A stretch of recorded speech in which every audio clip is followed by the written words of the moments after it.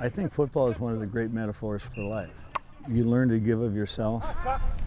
You learn to care about others. Okay, now get upfield! Ron Stolski is everything that's right with football.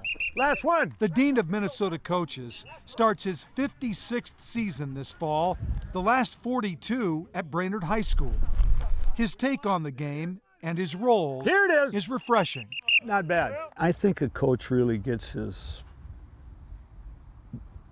earns his wings, if you will, when he understands it's not about him. Were you at school? The sooner that happens to you in coaching, the better coach you are. It's about the kids. And he defends the quite an game athlete. despite some negative press lately, saying Minnesota high school football is as safe as it's ever been. The gains we've made in equipment, the gains that have made in how we practice, the gains that have been made in safe play, duration, and so on. We need to do as good a job of saying these are the benefits of football to as many as we can.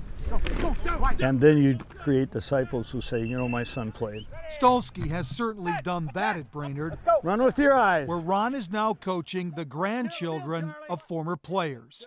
Yes, he's been in the game that long. And even though he's very good at the X's and O's, it's the way Ron connects that sets him apart. I'm going to be a giver, and that's one of the things Ron talks to the kids all about, especially towards the end of season.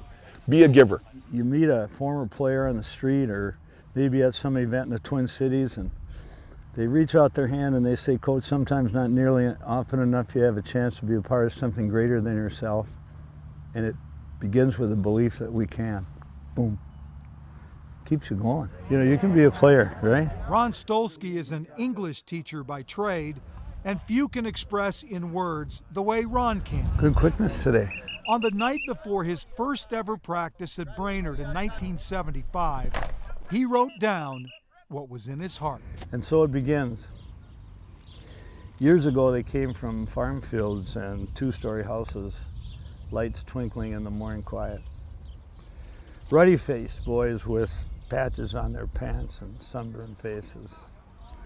When they got there, I was waiting, hoping to do them a bit of good.